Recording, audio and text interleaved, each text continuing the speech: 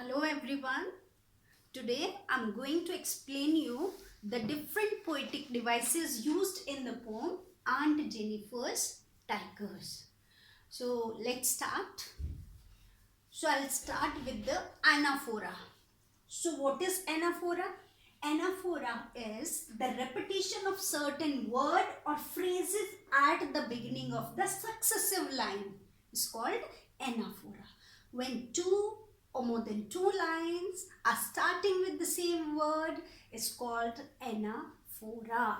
Just like in this poem, the lines, they do not fear the man beneath the tigers. So this line is starting with they. The next line, they pace in a sleek chivalric certainly. So both the lines are starting with they. So which poetic device is used in this line? Anaphora. So hope you have understood what is anaphora. Next poetic device is alliteration. So what is alliteration? Alliteration is a term to describe a literary device in which a series of words begins with the same consonant sound. Like fingers fluttering. So both the words have been used in this poem. Fingers fluttering. Aunt Jennifer's fingers fluttering. So finger is starting with F and fluttering is starting with F. So this is the example of alliteration. Second word is chivalric certainly. Chivalric is starting with C and certainly is also starting with C. So this is the nth example of alliteration. The third example of alliteration is the tree. The is starting with T and tree is also starting with T. So these are the example of alliteration. So just remember, if the words are starting with the consonant sound, not with the vowel sound. If the words are starting with the vowel sound, two or more words starting with the vowel sound, then it is not an alliteration. Alliteration is where the word starting with the consonant sound, then it is alliteration. Okay? So let's move to the next poetic device used in this poem, hyperbole. What is hyperbole? Hyperbole is exaggerated statements or claim not meant to be taken literally. Where the things are exaggerated, the statements are exaggerated. So where hyperbole is used in this poem, let me explain you. So the line, the massive weight of uncle's wedding band. Massive weight, extreme weight of uncle's wedding band. Aunt Jennifer was given a wedding band at the time of marriage by the uncle. It doesn't mean that marriage band is of 10 kg or 15 kg and 30 kg which she cannot lift or cannot carry. No, the statement is exaggerated.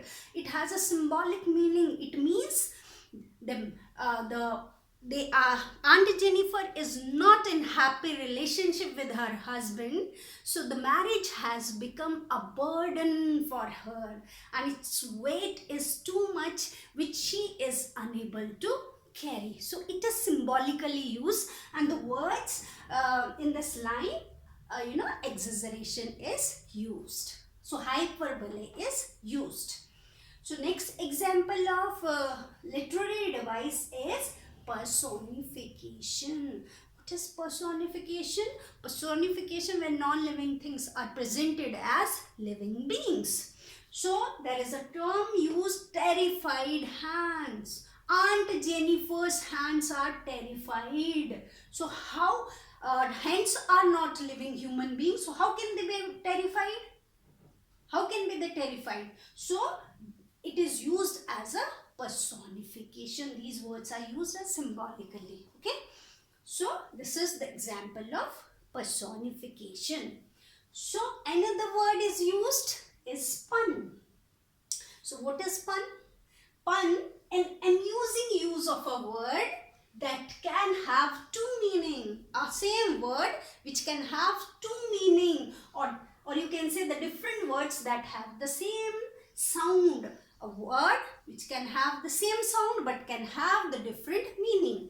Let me give you an example. Apart from this poem, when Julius Caesar was returning to Rome after defeating the Pompey's son, so when he was coming, so he met with the cobbler. So he asked the cobbler, what do you do? Then that cobbler said, I mend the souls of the people. So soul, here word soul is used in a different way. One soul means spirit, atma, and the second word soul means shoes, sole. So this is the example of pun. So where pun is used in this poem? Ringed. One which is the women wear in the finger. So ring in her finger, which Aunt Jennifer is wearing, which sits heavily on her hand. And the second ring, difficulties which will always surround her. Throughout her married life, she was surrounded by the different, extreme level of, difficulties. And even after the marriage, she will not get solace, peace. She would not get freedom from all the difficulties. So she would be ringed around all these difficulties. So this ring has been used as a pun. So let's move to another poetic device, that is irony. Irony, what is irony? A way of speaking that shows you are joking or you mean the opposite of what you said. What you are saying, it means you are opposite to that. So where irony? Aunt Jennifer. Aunt Jennifer is a very weak, submissive, coward, undecisive woman who cannot take any decision. So who remains always in fear. Fine. So, but contrary to her nature, she is designing the pictures of the tigers. The tigers, those who are opposite to her nature, those tigers who are considered very strong and fearless. So, irony is used in this poem.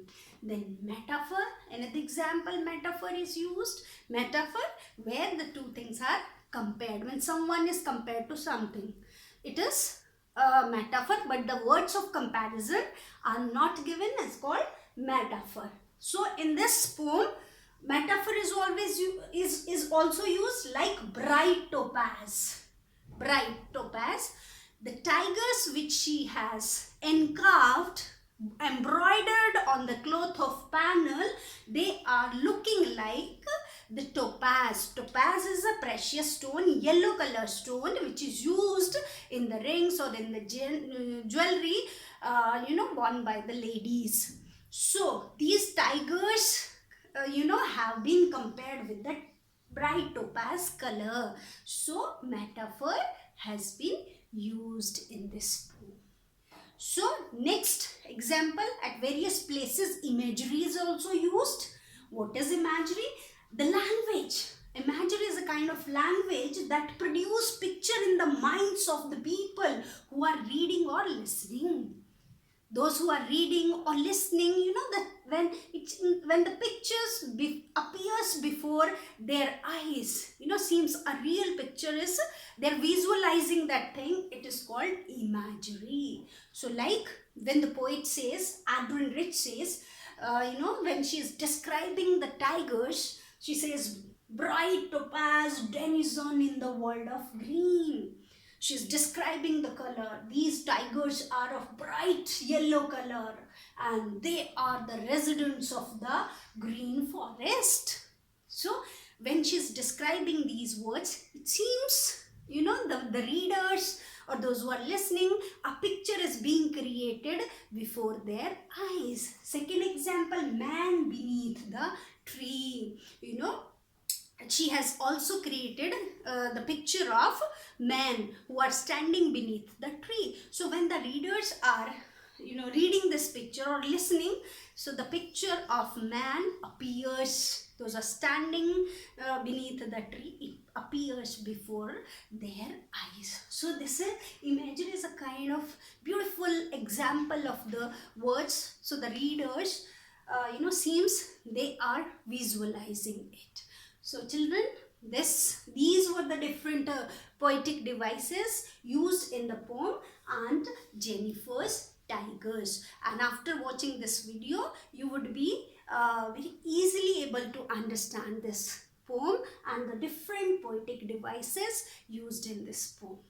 So if you like my video, children, please like and subscribe to it. Thank you so much.